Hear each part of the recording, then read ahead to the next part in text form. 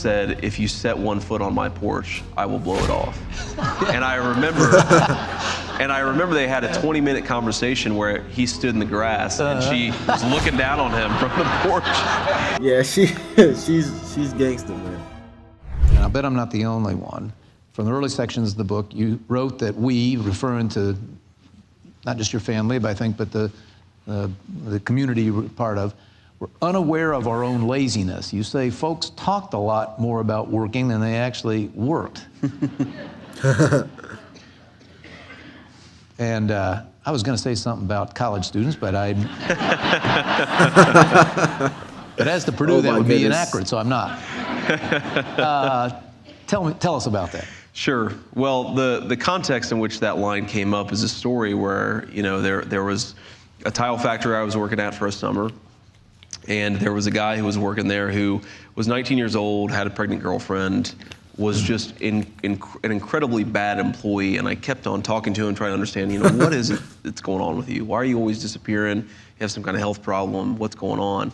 It was clear he was just not a super driven guy, didn't think he'd ever be fired, and eventually he was fired, and he got really upset about it. Mm-hmm. And the point of that story, which I think is sometimes misunderstood, is not to say that everybody who can't find work in these communities is lazy. I think that would be an absurd argument, and it's not one that I make. It's to try to sort of tease out the fact that there's both a problem with not enough jobs, but there's also a problem where there are good jobs for some people, and they're still not quite willing to work at them. So if you don't know who this is JD Vance, the person that Donald Trump currently, has just chosen as his vice president. And what he's talking about is lazy young people and lazy college students practically, where in this situation, there was a 19-year-old at his job who practically sucked at it, despite this 19-year-old having a family that he needs to provide for. And I think this is an extremely important message. I'm currently recording this video, if you didn't know, at 11:07 p.m.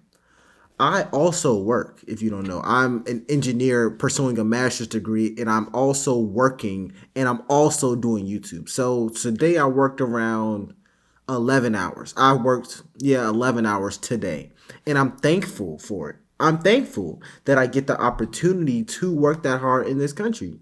And that's practically what he's going over right now. And I think people need to listen to him. And I think that what this, one of the really important parts of this story, and again, this is something I think you see in the research, is that there's a difference between a habit that is formed based on what you see and internalized expectations and a value. No, my apologies. Not 11 hours, 13 hours.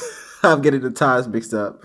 13 hours, not 11. That is explicitly stated. There's a difference, in other words, between talking about work and really internalizing industriousness as something that motivates you and drives your behavior. And that's something that's often missed when we have this conversation, because if you poll different people of, all different groups, they basically all say 100% of the time, we value hard work. And that's often taken as evidence of, oh, look, everybody values hard work. There's clearly not a problem with any sort of non-economic factor in these communities. And I think that's just not a well-supported proposition. Yeah. In your really thrilling journey from this, from the place the hand that you got dealt in life, to where you are today, graduate of two of the finest schools in the country, and a very successful business person and investor, and of course author. You identify various causal factors. So your three stops between Middletown and San Francisco. Sure. Were United States Marine Corps. I missed the most obvious. Mamaw. Yep. United States Marine Corps. I know Ohio State doesn't belong on the list, so I'm going to go straight to Yale Law School. Among those three, rank them and talk about their different contributions. Sure. Well, Mamaw was obviously important because she gave me a lot of the things that I didn't have when I was a very young kid. She gave me a stable family. She gave me certain high expectations. She gave me, a certain perceptiveness about all of the things that were going wrong in our community. And she had, she just had this unbelievable ability to sort of understand what was going on in my head and to translate it into something that was very real world and useful to sort of allow me to empathize with me in a way that allowed me to sort of understand some of the things that were going on in my community, but at the same time to really push me against giving in to the worst impulses. She also was just, there's no other way to say it, very powerful. She was not a well-educated woman. She did not graduate from high school, but she just had this force of personality that was incredibly hard for me to resist. And she also had this real appreciation for education that, when paired with the fact that she didn't have any money, really stood out in my mind. I mean, I remember when I was going through a math class and we were encouraged to get one of those fancy graphing calculators. And Mama was one of these people who, would buy. So if you don't know about JD Vance, JD Vance's father left when he was a toddler. He grew up without his mother and was primarily raised by his grandmother, who he's referring to right now when he talks about this. He grew up to eventually graduate from college, go to Yale Law School. Yale, I believe. Was it Yale? I think it was Yale Law School. It was some Ivy League. And obviously reached the success that he has now, being chosen as Donald J. Trump's vice president. So the only reason I'm saying that is because he statistically was not supposed to be in this position. Obviously, he was not supposed to be in this position. But this just goes to show when he's talking to college students, saying that you're kind of lazy. It's not like he's saying this from a place of privilege. He didn't grow up rich. He didn't grow up with both parents in the household. He didn't grow up middle class. His grandmother didn't even have, as he said, a college education, or I don't even know if she had a high school education. So the reason I'm even bringing this up is because rather than people listening to him, they would rather be victims and fall on their own sword.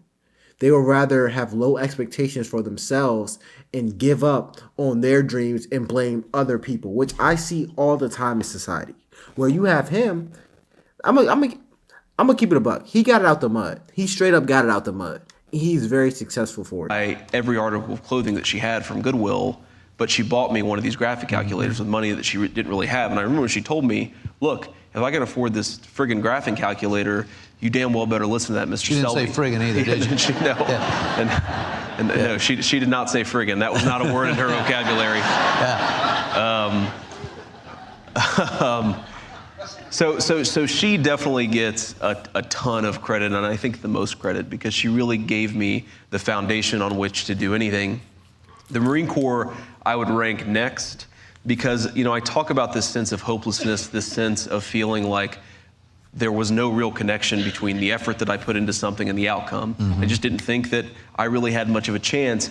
And the Marine Corps is this place where, obviously it gives you, it prepares America's war fighters. It is primarily a military institution, but it also is constantly giving you challenges, letting you fail at those challenges, and then giving you new challenges and sort of coaching you how not to fail next time. Mm-hmm. It's this really impressive organization, I think like the entire U.S. military, that really is designed in some ways to build character and to build willfulness, and I really needed that. The other thing the Marine Corps did, which I really think goes underappreciated, is that it teaches you a lot of these sort of non-cognitive or soft skills that you don't even realize you need until you get there, right? So things like how to iron a uniform, mm-hmm. how to prepare yourself for work in the morning, how to shave properly, like little things like that really do matter if you want to be a successful adult. And things that are a little bit more obvious, like how to shop for a car loan, how to, not go to the dealer and get a 20% interest rate BMW, but how to go to a local mm-hmm. credit union and get an 8% interest rate Honda, right? That was a lesson that I needed, and the Marine Corps made sure that I had it. And then, Ohio State, which despite your Before you leave the Marine Corps, you skipped one. Yeah. I got to ask, how chubby were you when you went in there? Well, I've unfortunately put on a fair amount of the weight that I lost in the Marine Corps. I probably was, maybe 20, 30 pounds heavier than I am now. So, I was a big kid. Yeah, but it turned you into whatever a Marine has to be. Yeah, no, that's absolutely right.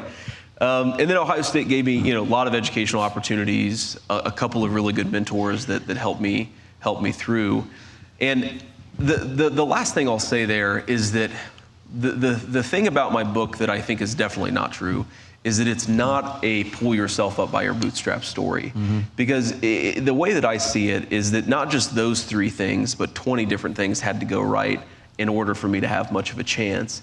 And it was Mamaw, but it was also Papaw, that's my grandma and grandpa. It was my aunt and uncle. It was my sister, who was only 6 years older than me, but really stood in and did things for us when she was a teenager that I think most 30-year-olds probably are expected to do for their families.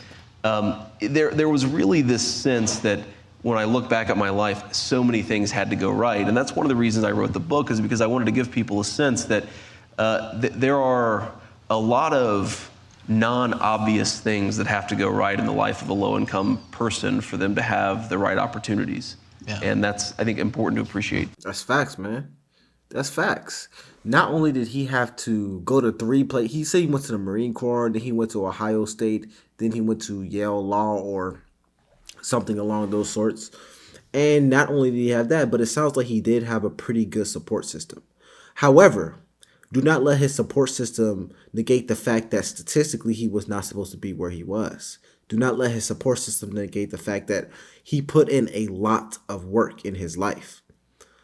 All I'm saying is, do not give up on yourself too soon, especially if you're a young student. Do not victim blame. Do not blame society for your problems. Really, you're closer to your goals than you appear. I said to JD earlier that, I don't know, those of you who read the book felt like this, but if Mamaw had been a fictional character, she'd have been a fabulous one. I mean, just complex and sometimes contradictory, but just very fascinating.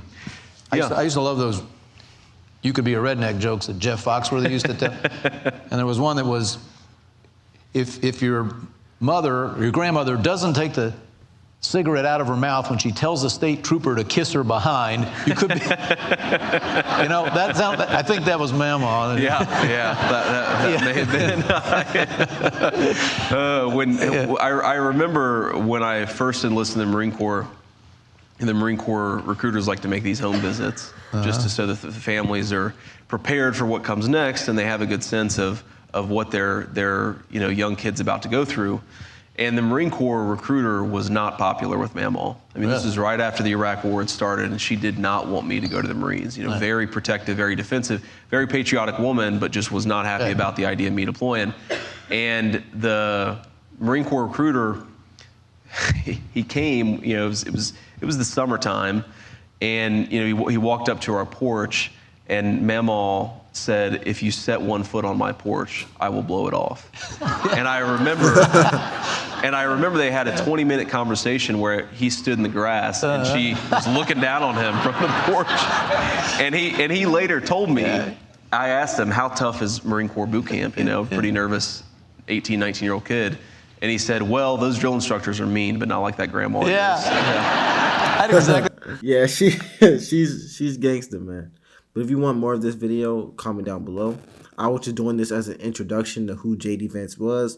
I'm sure we'll be seeing a lot more of him in the meantime. But this is LFR Jojo, and talk to y'all later.